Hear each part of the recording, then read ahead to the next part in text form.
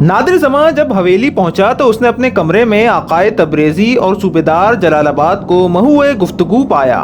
اس نے ڈبہ ادب سے پیش کیا، پھر جوہری کی تحریر بھی حوالے کر دی۔ صوبیدار جلال آباد نے بے پرواہی سے ڈبہ ایک طرف رکھ دیا، کاغذ پر نگاہ ڈالی اور اسے تبریزی کی طرف پڑھا دیا۔ تبریزی نے اسے پڑھا تو اس کے چہرے پر خوف کے پھیلے ہوئے آثار کے ساتھ ساتھ اب حیرت کے آثار بھی شامل ہو گئے۔ نادر زماں جب وہاں سے رخصت ہونے لگا تو تبریزی نے اسے وہیں ٹھہرنے کا حکم دیا۔ ایسے قابل اعتماد نوجوان سے کوئی بات ظاہر سی بات ہے کہ کیسے چھپائی جا سکتی تھی۔ وہ ادب سے ایک جانب کھڑا ہو گیا۔ جناب والا، آپ نے ابھی تک ارشاد نہیں فرمایا کہ اس خادم کے غریب خانے تک زحمت فرمانے کی اصل وجہ کیا ہے؟ تبریزی نے کہا۔ ظاہر ہے کہ زر و جواہر کی قیمت کا تخمینہ تو آپ خود بھی لگوا سکتے تھے۔ بے شک میرے آنے کی ایک خاص وجہ ہے تبریزی، صوبیدار نے کہا۔ نادر زماں نے دیکھا کہ وہ پلک جھپکائے بغیر تبریزی کو دیکھ رہا ہے۔ اس کی نگاہوں میں عجب سحر کی سی تاثیر پوشیدہ ہے۔ خود نادر زماں کو اپنی قوت ارادی سلب ہوتی ہوئی محسوس ہونے لگی۔ بیان فرمائیے، میں ہمتن گوش ہوں۔ سنو، کوئی 4 ماہ پہلے کا ذکر ہے کہ تم ہماری جاگیر جلال آباد کے قریب سے گزرے تھے۔ بلا شبہ تم قصبے کے اندر تو نہیں آئے، ورنہ ہمارے آدمی تمہیں فوراً ہم سے ملا دیتے۔ ہم نے تمہاری تعریف سنی ہے اور جانتے ہیں کہ تم بہت پائے کے مصور ہو۔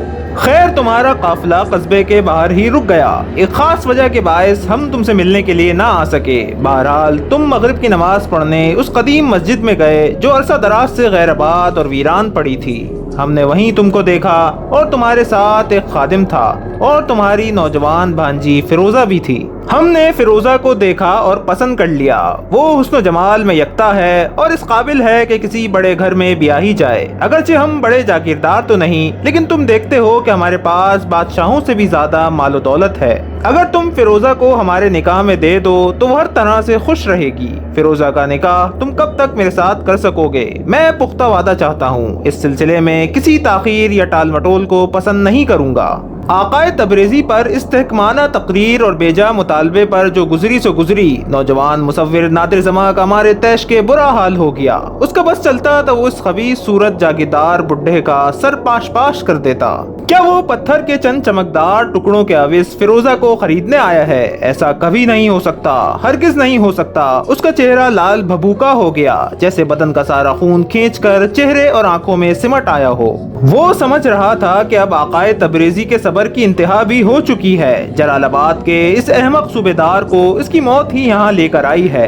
کس گستاخی اور بے باکی سے وہ فیروزہ کا سودا کرنے آیا ہے؟ کوئی بھی غیرت مند آدمی اسے برداشت نہیں کر سکتا، لیکن اس نے دیکھا کہ آقائے تبریزی اس طرح بے حس و حرکت بیٹھا ہے کہ اس کے منہ سے مخالفت یا انکار میں ایک لفظ بھی نہیں نکل سکا۔ لیکن اس کے چہرے پر حیرت کے آثار اور بھی گہرے ہو چکے تھے۔ خود اسے بھی جلال آباد کے صوبیدار سے اس قسم کے مطالبے کی توقع نہ تھی۔ آخر اس نے حد درجے ندامت اور انکسار آمیز لہجے میں کہنا شروع کیا۔ عالی جاں، میں نے آپ کا ارشاد سماعت کیا۔ میری عین خوش قسمتی ہے کہ آپ کی نگاہ انتخاب میری بھانجی فیروزہ پر پڑی ہے۔ یقیناً اسے آپ سے بہتر شوہر تو نہیں مل سکتا۔ اگر میرے اختیار میں ہو تو میں اسے ابھی یہاں کر دیتا، لیکن آپ جانتے ہیں کہ میں نے آج تک فیروزہ پر اپنی رائے یا مرضی مسلط نہیں کی۔ ہمیشہ اسے اپنے معاملات میں آزادی سے سوچنے اور عمل کرنے کی اجازت دی ہے، تو یہ تو اس کی زندگی کا بہت اہم فیصلہ ہے۔ اس سے مشورہ کیے بغیر میں کیوں کر وعدہ کر سکتا ہوں؟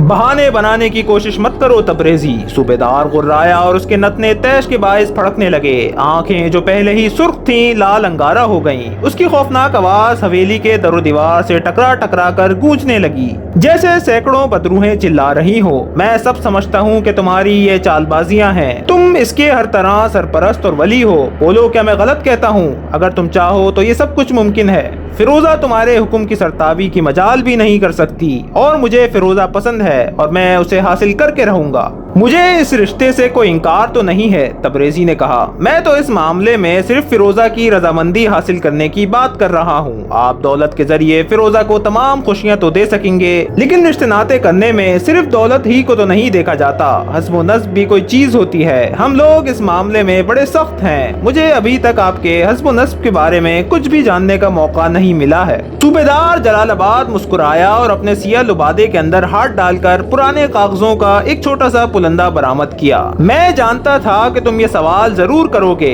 اس لیے میں اپنے شجرے کے کاغذات اپنے ساتھ لایا ہوں۔ یہ کہہ کر اس نے پلندہ تبریزی کی طرف پھینک دیا۔ تبریزی نے جھک کر فرش سے کاغذ اٹھائے، انہیں ایک نظر دیکھا اور اس بات میں کئی بار گردن ہلائی جیسے مطمئن ہو گیا ہو، پھر یہ کاغذات اس نے واپس کر دیے۔ مجھے اطمینان ہو گیا ہے عالیجا کہ آپ بہت اعلیٰ حسب و نسب کے مالک ہیں، بس تو پھر تاخیر نہ کرو۔ بڈھے نے ایک اور کاغذ برآمد کرتے ہوئے کہا، یہ ہمارے اور تمہارے درمیان ایک معاہدہ ہے جس کے تحت میں اپنا زر و جواہر سے بھرا ہوا ڈبہ تمہارے پاس چھوڑے جا رہا ہوں۔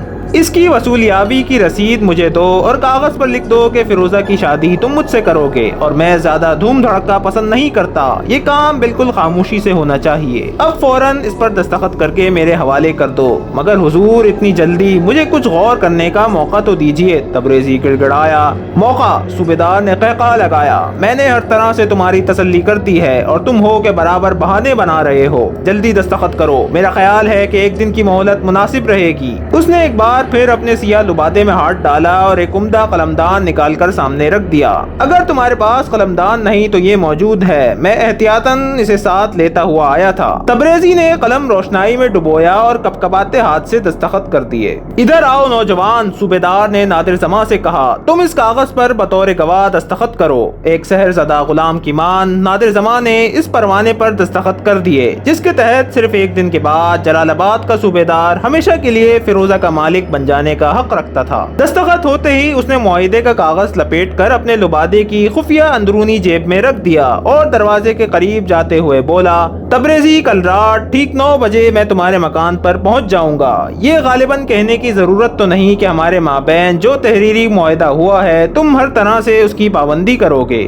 یہ کہتے ہی رخصتی سلام اور مصافحہ کیے بغیر وہ دروازے سے باہر نکل گیا۔ نادر زماں لپک کر گلی کی جانب کھلنے والی کھڑکی میں جا کھڑا ہوا۔ گلی سنسان پڑی تھی اور اسے پورا یقین تھا کہ اب وہ صوبیدار کو راستے سے جاتے ہوئے ضرور دیکھ سکے گا، لیکن وقت گزرنے لگا۔ صوبیدار گلی میں نمودار نہ ہوا اور نہ وہ صدر دروازے سے باہر گیا، بلکہ وہ تو حویلی کے کسی بھی دروازے سے باہر نہیں گیا۔ سبھی دروازے بعد ازاں اندر سے مقفل پائے گئے۔ یہ ایک ایسی دہشت انگیز دریافت تھی کہ جس نے نوجوان مصور کو ہلا کر رکھ دیا۔ وہ سوچنے لگا کہ یہ صوبیدار کون ہے، کہیں انسانی قالب میں کوئی بھوت پریت شیطان یا جن تو نہیں۔ پھر اس نے اپنے آقا کو دیکھا جو گمسم ابھی تک کھڑا تھا۔ نادر زماں کو واپس آتے ہوئے دیکھ کر وہ چونکا اور سرد آہ بھر کر بولا، میرا خیال ہے کہ یہ شخص کچھ سنکی ہے، یہی جلال آباد کا صوبیدار، لیکن اس میں کوئی شک تو نہیں کہ آدمی دولت مند اور خاندانی ہے۔ میں حیران ہوں کہ اس نے فیروزہ کو کیسے دیکھا۔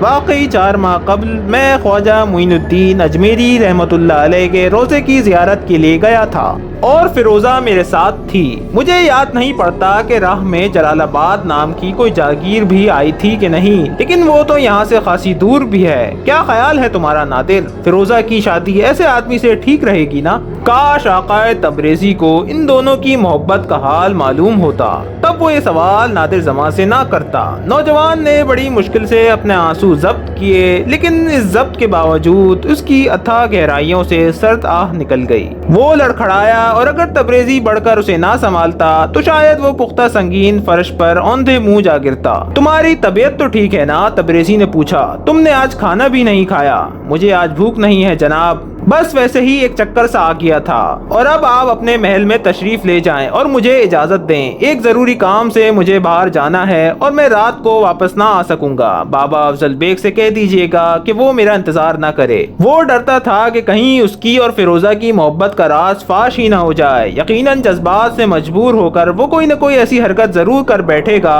جس سے یہ سربستہ راز کھل جائے گا، لہٰذا حویلی سے چلے جانا ہی مناسب تھا۔ تبریزی نے زر و جواہر سے بھرا ہوا ڈبہ اپنے ساتھ لیا اور سیدھا فیروزہ کی خوابگاہ میں جا پہنچا۔ اسے پورا بھروسہ تھا کہ وہ اس کی بات نہ ٹالے گی۔ فیروزہ بیٹی، کیا حال ہے تمہارا؟ نصیب دشمنا، طبیعت تو خراب نہیں ہے نا تمہاری؟ اب تو میں ٹھیک ہوں ماموں جان، آپ کل اپنے اس طبیب دوست کو ضرور بلوا لیجئے گا جنہوں نے پہلے بھی میرا علاج کیا تھا۔ کل سے آپ ہی آپ، میرا جی گھبرا رہا ہے، کلیجہ جیسے بیٹھا سا جاتا ہے، سر میں چکر آتے ہیں اور عجیب طرح کے ڈراؤنے خواب بھی نظر آتے ہیں۔ اچھا، کسی نے مجھ سے اس بات کا تو ذکر ہی نہیں کیا۔ تبریزی نے اس کے سر پر ہاتھ پھیرتے ہوئے کہا، خیر طبیب بھی کل آ ہی جائے گا، اب تمہیں ایک خوشخبری سنانی ہے۔ بیٹی تم جانتی ہو کہ میں تمہیں دنیا کی ہر شے سے زیادہ عزیز اور پیاری سمجھتا ہوں۔ میں نے تمہارے لیے ایک ایسا آدمی چنا ہے جو تمہیں پسند کرتا ہے اور مجھے یقین ہے کہ وہ ہمیشہ تمہیں خوش رکھنے کی کوشش کرے گا۔ اس کے پاس مال و دولت کی کمی نہیں۔ آج وہ میرے پاس آیا تھا، یہ دیکھو تمہارے لیے وہ کتنے نادر ہیرے اور کیسے عمدہ زیور لایا ہے۔ وہ جلال آباد کا صوبیدار ہے بیٹی،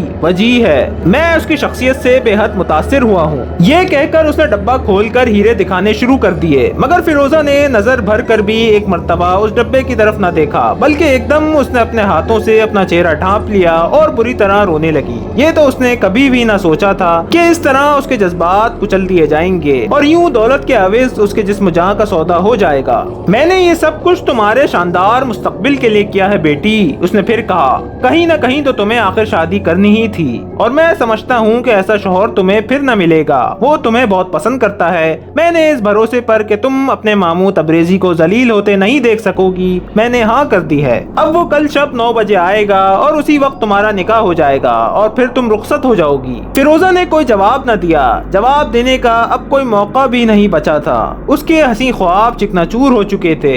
گویا نادر زماں سے تو اس کی شادی نہیں ہو سکتی۔ وہ مفلس اور قلاش تھا جو شاید فیروزہ کو ایک نیا جوڑا بھی سلوا کر نہ دے سکتا تھا، مگر فیروزہ کو تو کچھ نہیں چاہیے تھا، نہ زیور، نہ ہیرے جواہر اور نہ بیش قیمت کپڑے، اور اسے کسی علاقے کے جاگیردار یا نواب یا ان میں سے کسی سے بھی ذرہ برابر بھی دلچسپی نہ تھی۔ تبریزی نے اس کی آرزوؤں، امیدوں اور خواہشوں کا غلط اندازہ لگایا تھا۔ اگلے روز بھی تبریزی نے وقت کا بڑا حصہ فیروزہ کو سمجھانے بجھانے میں نکال دیا۔ لڑکی برابر اشک بہا رہی تھی، اس نے نہ تو کچھ کھایا نہ پیا اور نہ کسی سے بات کی۔ ایک دن میں اس کے چہرے کا رنگ، روپ اور آب و تاب سب غائب ہو گیا اور وہ برسوں کی بیمار نظر آنے لگی۔ دوپہر کو نادر زماں حویلی میں آیا تو وہ اتنا نحیف نظر آتا تھا کہ تبریزی اس کی حالت دیکھ کر حیران رہ گیا۔ آنکھیں سوجی ہوئی تھیں، بال بکھرے اور الجھے ہوئے تھے اور لباس از حد کثیف تھا، ہونٹوں پر پپڑیاں جمی ہوئی تھیں۔ تبریزی نے آگے بڑھ کر اس کا ہاتھ پکڑ لیا، اس کا سارا بدن بری طرح پھک رہا تھا۔ تمہیں تو خاصا تیز بخار ہے نادر، تبریزی چلایا، میں ابھی طبیب کو بلواتا ہوں۔ گزشتہ 2 روز سے فیروزہ کی طبیعت بھی ٹھیک نہیں ہے، کہتی ہے کہ سر چکراتا ہے۔ آپ برائے کرم میرے لیے طبیب کو بلوانے کی زحمت نہ کریں۔ نوجوان نے رک کر نہایت ادب سے التجا کی، میں اس قسم کی بیماریوں کا عادی ہوں، البتہ یہ درخواست ضرور کروں گا کہ فی الحال فیروزہ کے لیے بھی طبیب کو طلب نہ کیجیے۔ آپ صوبیدار جلال آباد سے جو وعدہ فرما چکے ہیں اسے پورا کرنے کے انتظامات فرمائیے۔ ممکن ہے کہ طبیب کی وجہ سے سارے انتظامات رکھے رہ جائیں اور اس طرح صوبیدار ناراض ہو جائے گا۔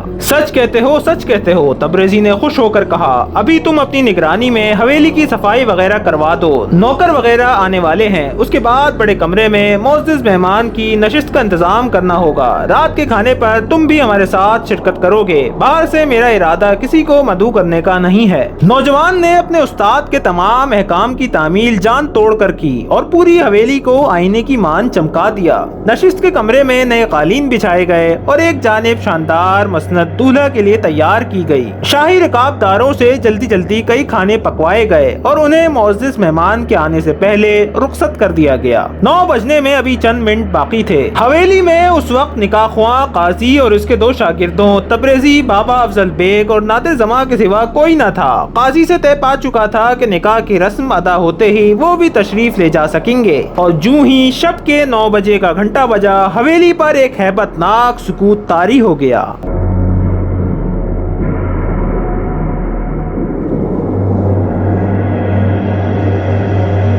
ویڈیو کو لائک کریں، سبسکرائب کریں اور بیل آئیکن پہ کلک کریں، اور ہمیں کمنٹ سیکشن میں بتائیے کہ آپ کو ہماری ویڈیوز کیسی لگ رہی ہیں۔